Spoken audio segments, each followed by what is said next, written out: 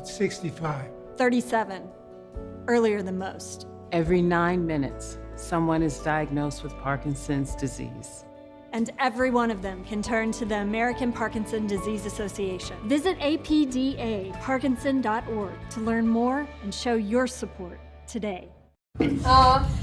Welcome to our new exhibit, Mighty Voices, Petitioning for Change. My name is Rachel Strashnik, and I'm going to be moderating this panel.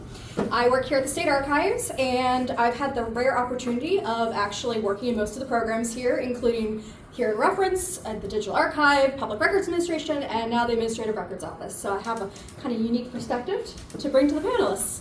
So tonight you'll hear all about the importance of civic engagement, how it looked in the past, how it's looking like now, and the efforts that this department is making to really broaden civic engagement amongst today's youth and everyday Rhode Islanders. So first, I'd like to welcome Secretary Amore for being here with us tonight, who would like to share a few words. Thank you. Appreciate it. Yes. Very nice. Thank you. So we the people, all of us, we really have this incredible power given to us through the Constitution's First Amendment to speak through petition. This goes back to the debates in the Constitutional Convention and then the debates around ratification of the Constitution, where there was a pleading for a redress of grievance through petition. And it is what Madison wrote in the words of the First Amendment, and it's what Rhode Island demanded before we would sign on to the Constitution. We should be very proud of that, the fact that we wanted to make sure that the people had a voice. And for as long as there has been a United States of America, there has been the opportunity for people to express themselves through petition. And so this exhibit is an incredible example of that in Rhode Island history. And these panelists who are fantastic staff members. I cannot be more proud of the folks who work for the Department of State. They are magnificent in everything they do, and you'll hear how smart and articulate they are as well. This is an opportunity for the people of Rhode Island to see petition in real form, in real Rhode Island form through the years. And this discussion revolves around that, which is really civic engagement. Unfortunately, we think of civic engagement only in terms of our politics and elections and elected politics, but really civic engagement is as simple as attaching your name to a petition when you are bothered by something, or even when you are happy about something, to express yourself through this form. So I leave it to this distinguished panel. Thank you, Rachel.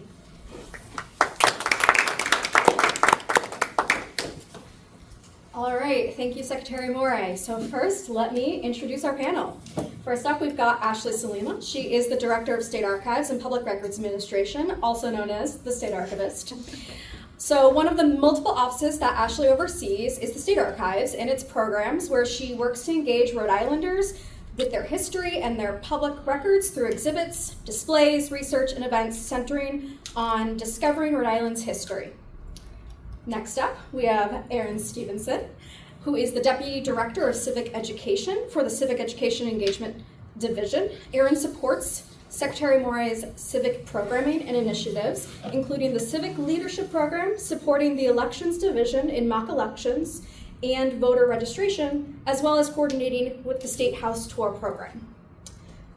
Next down the line, we have Eileen Sweeney, who is the Director of Community Outreach and Engagement. Eileen works as the forward-facing person for the Department of State here. Much of her work centers in connecting organizations with the department, partnering with the Civics Division to support Secretary Amore's civic initiatives, and also partnering with the Elections Division to help Rhode Islanders have access to vote. Finally, we've got Nick Edwards at the end there, who is the Elections Information Coordinator, part of the Elections Division, which is responsible for certifying state and federal candidates, managing the state's voter rolls, preparing ballots, and providing guides for voters and candidates. Nick additionally conducts elections outreach, including voter registration drives, high school mock elections, and voting machine demonstrations across the community. So to get us started, let's go down the line here with everyone can give their answer. What does civic engagement mean to you? Ashley, we'll start with you. Civic engagement is a really broad and complex principle, but I think for me what it boils down to, especially from an archives and history perspective, is asking questions, like not being afraid to ask what something means, whether it be about history, about your family, you want to engage and know what a genealogical record is, or if you want to know what your representative in the General Assembly did. Asking questions is one of the most straightforward and fundamental ways that you can start to engage with your government. So civic engagement, to me, I'm a former civics and government teacher of 10 years, and so part of being engaged in something is also understanding it. So certainly the education perspective, understanding how all of the resources of government work together, and just the resources that are available to people within the public. So I would say that education is a huge piece of civic engagement. Civic engagement for me, I was thinking about this. I've never kind of been a bystander in any community that I've been a part of, so I always participate in the things that are centered in my life, and so I find that I've been bringing my job to those different areas. So, and advocating for civic education and advocating for participation in voting, and for me, it's civic engagement is being a person who's helpful, and from the smallest personal thing that you could do for maybe a friend or a neighbor, to encompassing it on your job and trying to help different organizations have access to information and also voting. So there's a level of education there too. Great answer. So, the best part about civic engagement is you can get involved at any age, whether it's a high school student, which we see through our civic liaison program, or just any active community member who wants to get involved in any part of the governmental process, whether it's asking a question or giving your state representative a call to discuss what's on your mind. So that's really my favorite thing about it, that someone who's 10 years old to 100 years old can really be involved in their community. They could be 5. They could be. You don't know. They could be asking questions at that. That's right. So true. Great answers across the board. So now I'm going to ask each of these panelists a specific question, at which point they are more than welcome to discuss how they are involved in civic engagement and how it relates to the overarching theme of our exhibit. So we're going to start down with Nick. Working in the elections division, you have had the opportunity to meet Rhode Islanders all across the state. Is there a question about voting and civic engagement that has come up again and again that you think everyone should know about? So thanks for the question, Rachel. And I think there's two that come up very, very frequently. The first one is, how can I register? And luckily, our team and the secretary have made it extremely easy to register to vote in Rhode Island. So first, we have automatic voter registration, which automatically registers you to vote at the DMV when you get your license or make an update, unless you opt out. We have a terrific online voter registration system, and of course a paper form, which you could do at your local city or town hall, our office, or really anywhere out in the community where many engaged folks are out there. So that's one, and I think my favorite way to respond to it is how easy it is and how it doesn't take a lot of time. The second question that we get all the time is, especially when we're out in the community, is, why should I vote? Does my vote really matter? And absolutely it does. I think our local races get lost in the shuffle sometimes, but really every vote does count throughout the state. We recently had a school committee race in Narragansett where it came down to one vote. So every vote really does count. There's been state representative races that have been extremely close. So I think part of my role and part of what our department and the team does here is we make it known and get that message out there that every vote does count. Every Rhode Islander should exercise their constitutional right to vote at all times. We get asked a lot of questions. I could go on and on, but I won't. All right, great answer though. So we're gonna hop next to Eileen. So outreach is an incredible tool for connecting people with helpful resources and information. Is there a specific form of outreach that you enjoy most and or think that it connects with Rhode Islanders the most and best with their government and elected officials? That's kind of a complex question. I really like the question. I think that when I think about outreach, so much of what I do is nuanced, and there's a tremendous amount of conversations that that people come and seek advice, or they're seeking information, and then they'll either do something with it or they won't. And so I've started to put less weight on the second action of giving somebody information and not being so invested in what they're going to do with that information, because I'd like to see a little bit more action and from the questions that they are actually asking. And what I think it is, at least for me, is that,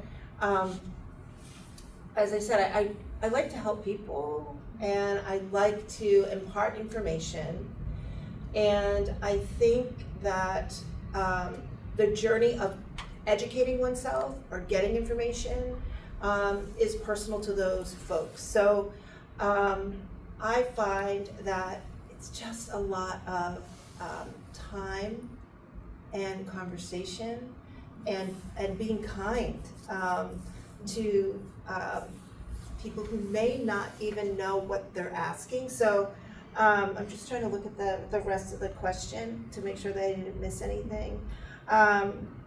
And I think, you know, folks that come and want to be connected to the Rhode Island Department of State are really interested in, I think, two things: voting and the civic education and the initiatives that the Secretary has been talking about for the last year and a half.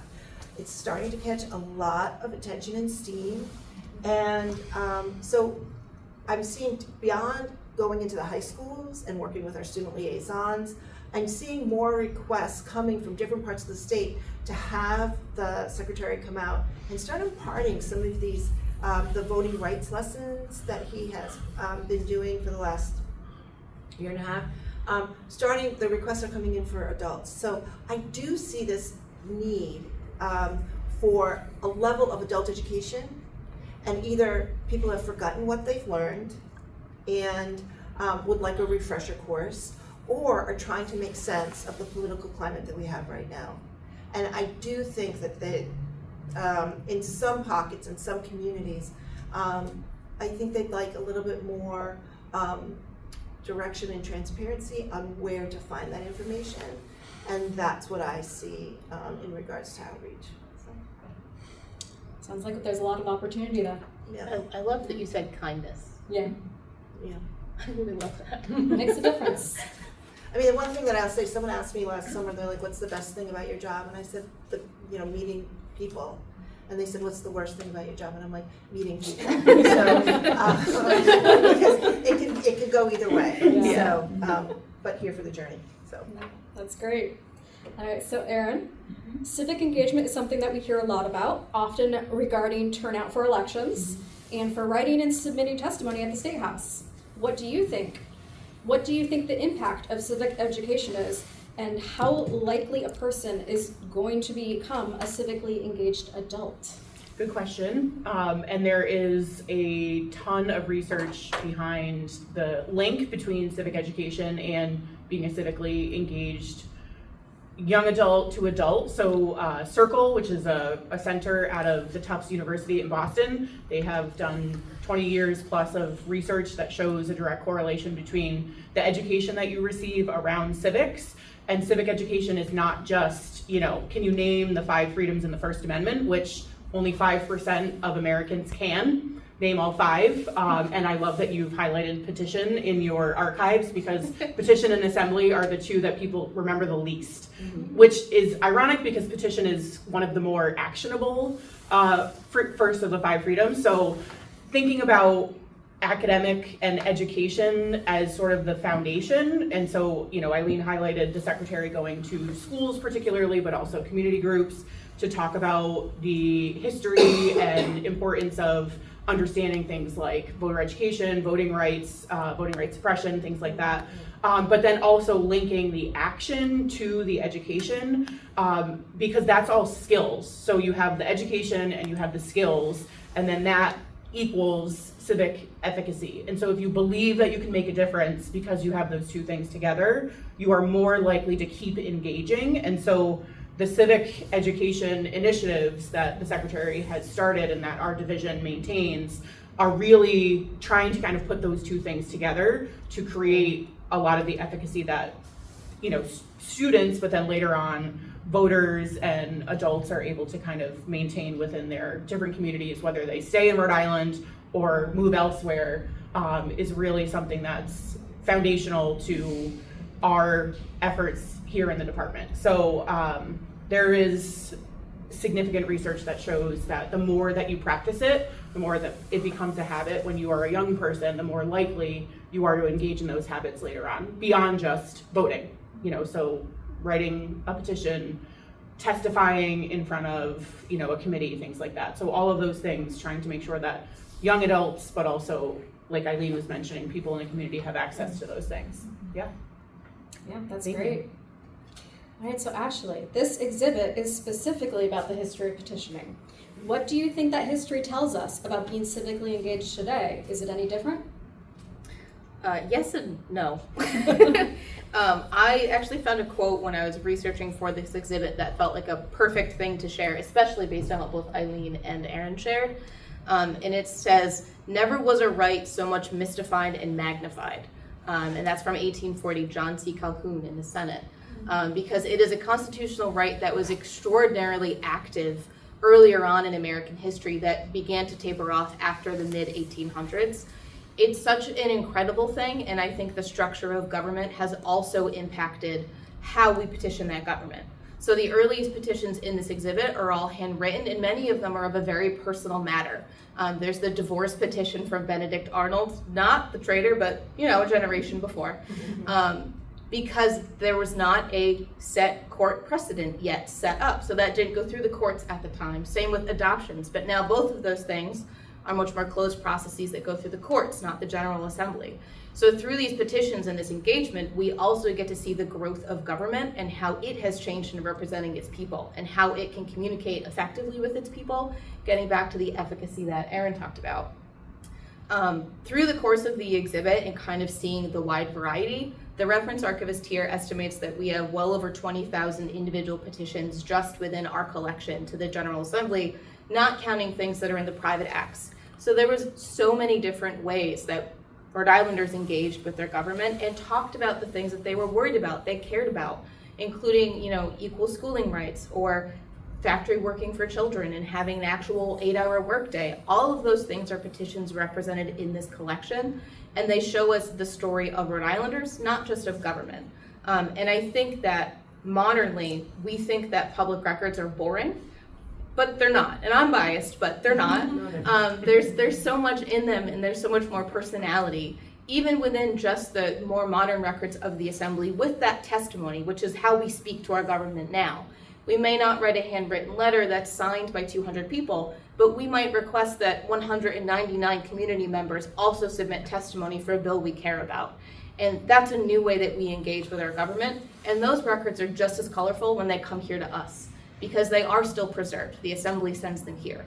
So the process of sharing with our government, the process itself has changed, but our ability to engage has broadened, and we have more ways to submit and talk and share ideas across user groups, communities, and age groups. And I think that this exhibit, I hope, shows that pathway of the different ways that we've done that and in the different corners. That's great. All right, so I want to open it up to our audience members. Does anyone have any questions for the panelist? Yes. My name is Pat Ford. Ballot initiatives. Rhode Island is conspicuously among the states that do not have a constitutional provision for ballot initiatives. California is probably, and Massachusetts are two of the most provocative. So I'm going to ask you to take off your Secretary of State employee hats for a second and tell me, as historians and as civil folks who are, civil libertarians, if you will, to give me your reflection on the value of ballot initiatives and should we have them here in Rhode Island? Sure, it's a great question. I mean, I think, even removing my hat as a Secretary of State employee and an Elections Division employee, that everyone should have equal access to the ballot in our state. And, I think if we, as time goes on, we can continue to look at ways that we can improve our elections and expanding access to voting. Do you think that should be the subject of a constitutional convention? Ballot initiatives in particular? I don't think we can really speak to that, but what we can speak to is what's preserved. We do a great deal of effort partnering with the Elections Division to preserve those records here and the Board of Elections to preserve those records to ensure that Rhode Islanders that want to engage and know the history of our elections process have access to that history. And I would say on the education side, just public understanding of what those things mean, like what is a constitutional convention, right? How is that different from, let's say, the federal government versus the state government? So engaging with people in making sure that they understand, you know, what that is, what the effects of it are, kind of all of those things are things that we think about, at least from the educational perspective. Yeah. All right, any other questions? In looking at the exhibit, there's an article about Kids Count, which was talking about the fact that we're the only state around that does not have an actual structured civics program in any of the schools. I was wondering if anything's coming about because of that. Yeah, so I don't, you know what the year is on that? Well, the was secretary was 22. still a representative. Right. Yeah, which was It was what 2022. 22. Okay.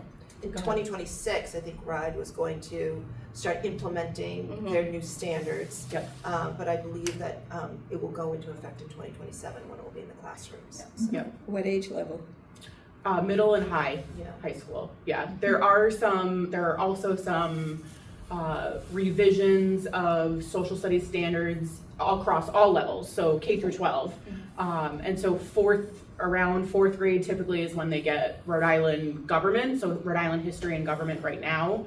And they've restructured some of the standards in the civics and social studies curriculum. And then when the secretary was a representative, he helped pass the Civic Literacy Act legislation that now requires that middle and high school have at least, if not a half year elective or required course, a full year that mandates civic instruction. Because if you think about, you know, the makeup of Rhode Island, there were some school districts like East Providence School District, for example, that did a really great job mandating requirements for civics, and there were others that was not necessarily being taught. So that was an issue of equity. And so making sure that all kids across the state receive high quality civics instruction was something that was important in legislation now. Yeah. So that will be incorporated into the new general standards, which, correct, because those things are so jam-packed already. Right. You know, And that's why it takes time for the Department of Education to revise and update them. Right. They want to be incredibly thoughtful and fully capture the scope of what the intention of that legislation was. right. Thank you. Yeah. Any other questions? Yes.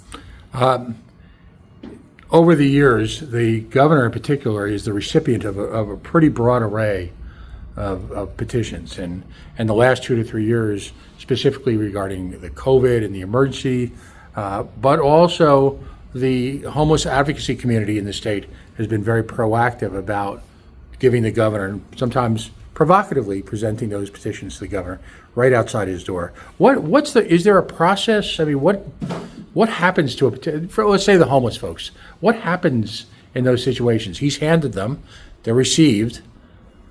Who reads them? I have this mental image in some states, I know it doesn't happen here, of the ending scene from Indiana Jones where they're wheeled into this vast, archive. What happens here with those? What's the process? Do you mean historical records transfer in general? So like records of general officers? Yeah, from the perspective, once it ceases to be in the moment as a political, I understand you're not a political organization.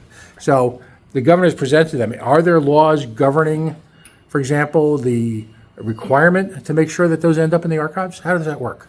There are. Yep. So within statute, it does talk about the preservation of records of all elected officials, but also each state aid agency, as well as local agencies. For state agencies and general officers, those records do end up being preserved here, but they don't come in piecemeal.